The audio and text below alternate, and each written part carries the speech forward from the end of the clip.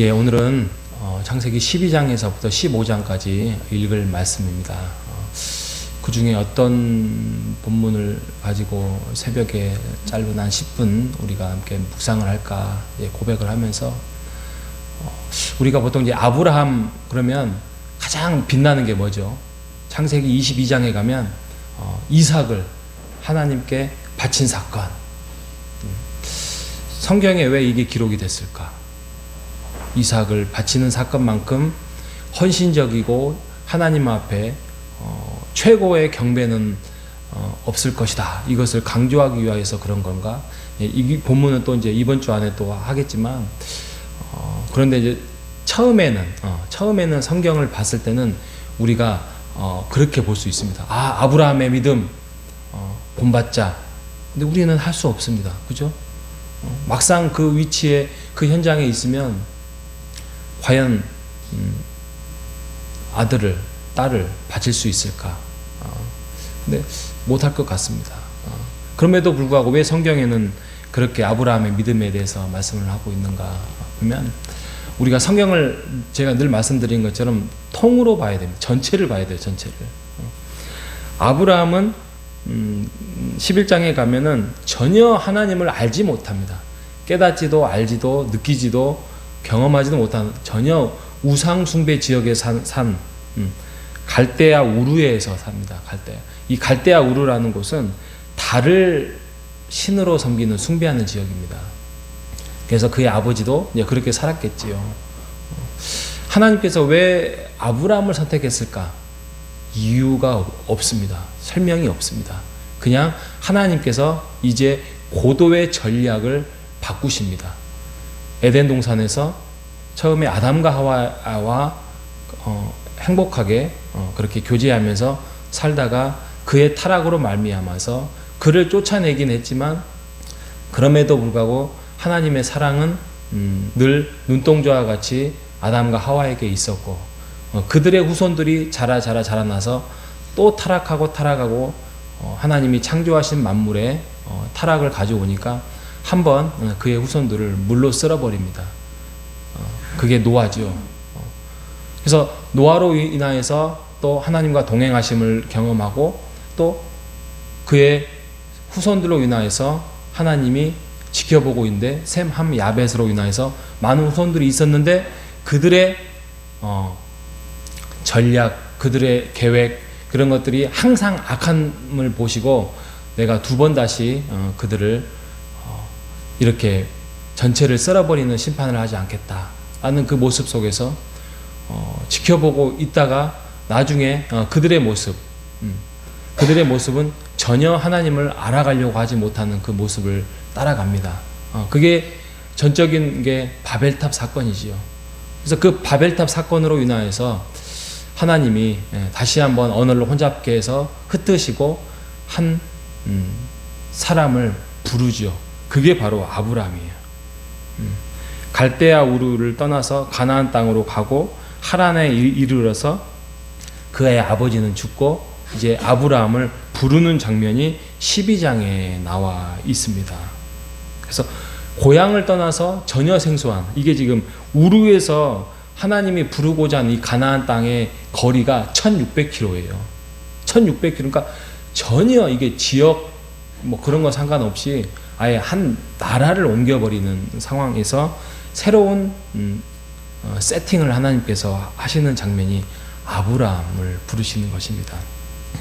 그래서 이유 없습니다.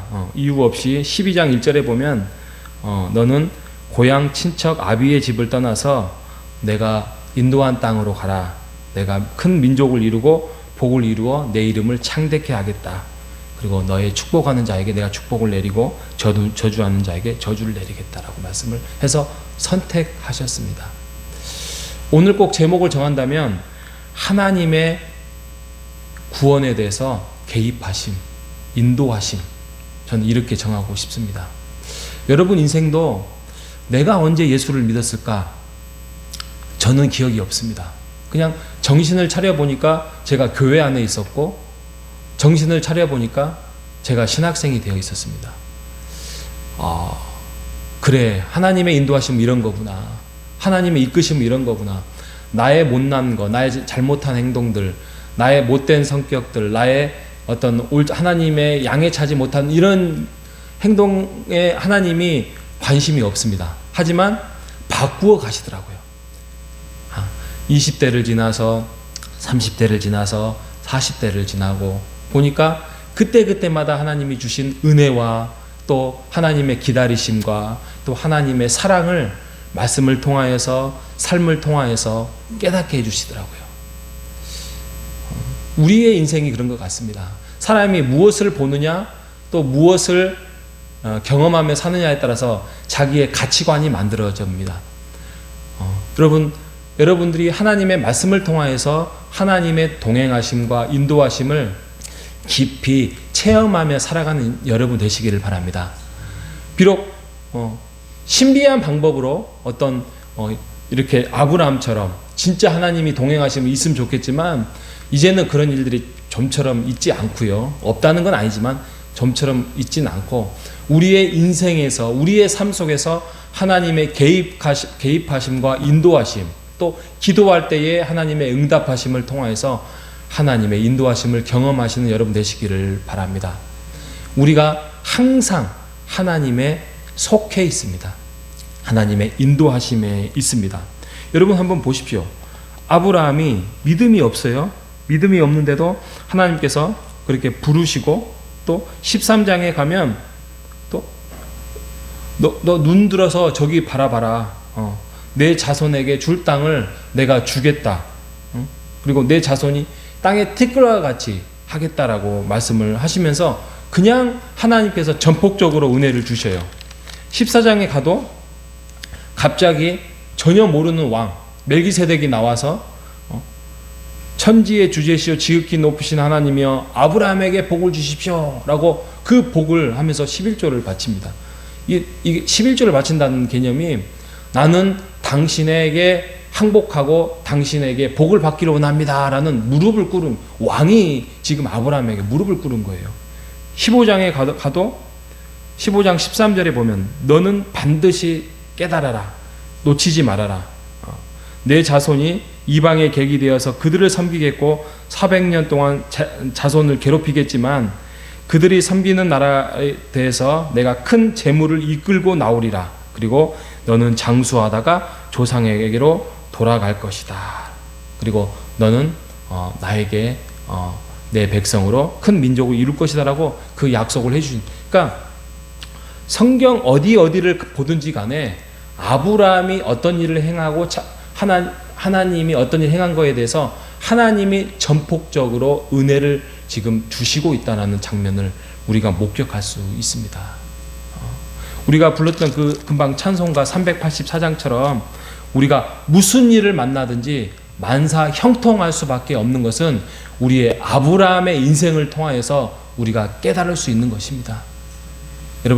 여러분의 인생이 고난이 있을 수 있어요. 그리고 어려움이 있을 수 있고 또 내가 하나님의 눈에 그렇게 차지 않을 정도로 부끄러울 수도 있습니다.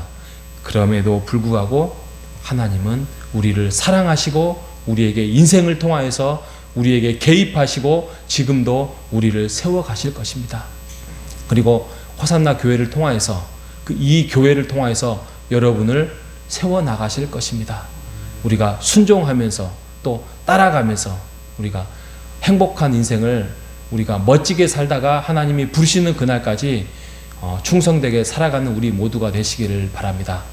다시 한번 말씀드리지만 우리는 보여주시는 것만큼 은혜 주시는 것만큼 우리가 할 수밖에 없습니다.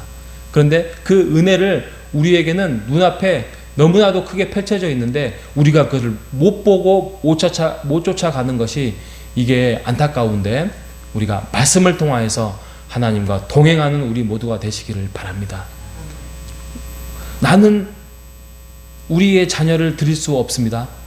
하나님 이제는 그렇게 요구하지 않습니다. 하지만 우리에게 작은 헌신을 또 작은 희생을 교회를 통하여서 우리에게 알려주실 것입니다.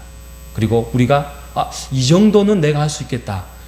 이것은 하나님이 우리에게 얼마나 사랑하시고 인도하시고 보여주시는 것만큼 우리에게 요구하시는 것입니다. 우리가 그때 순종하고 헌신하고 희생할 수 있는 것이에요. 그러니까 우리가 아브라함 인생을 딱 보면서 하나님께서 이렇게 아브라함을 통해서 개입하셨고 인도하셨고 이끌어 가셨구나. 나의 인생을 통하여서, 우리의 가정을 통하여서, 우리의 모든 걸 통하여서 지금까지 나를 인도하시고 개입하시고 사랑해 주시고 구원으로 이끌어 가시는 거구나. 이것을 믿고 나아가는 여러분 되시기를 바랍니다.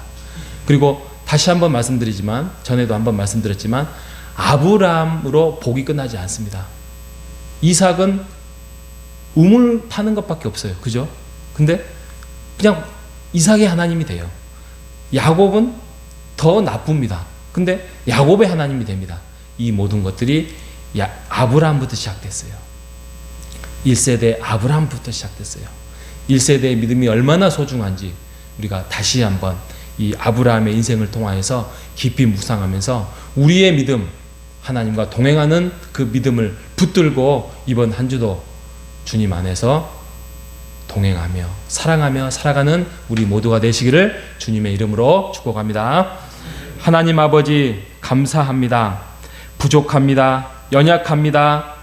참 악합니다. 그럼에도 불구하고 우리를 선택하시고 구원하시고 부르시고 인도해 주셔서 오늘 우리가 이곳까지 왔습니다. 하나님, 하나님의 말씀을 통하여서 우리와 동행하심을 믿습니다. 우리가 오늘 말씀을 통하여서 다시 한번 아브라함의 인생 속에서 우리를 잘 비추어서 우리가 하나님과 동행한 만큼, 깨달은 만큼 우리가 깨달아서 오늘도 순종하며 헌신하며 나아갈 수 있는 믿음을 허락하여 주시옵소서. 우리의 믿음이 얼마나 소중한지를 잘 우리가 다시 한번 돌아보면서 우리의 믿음으로 끝나는 것이 아니라 우리의 자녀의 하나님, 우리의 손자의 하나님으로 우리의 가문이, 우리의 집안이 복을 받고 아브라함처럼 하나님과 은혜를 누리며 살아갈 수 있는 집안들이 될 수 있도록 인도하여 주시옵소서. 살아계신 예수님의 이름으로 기도합니다. 아멘.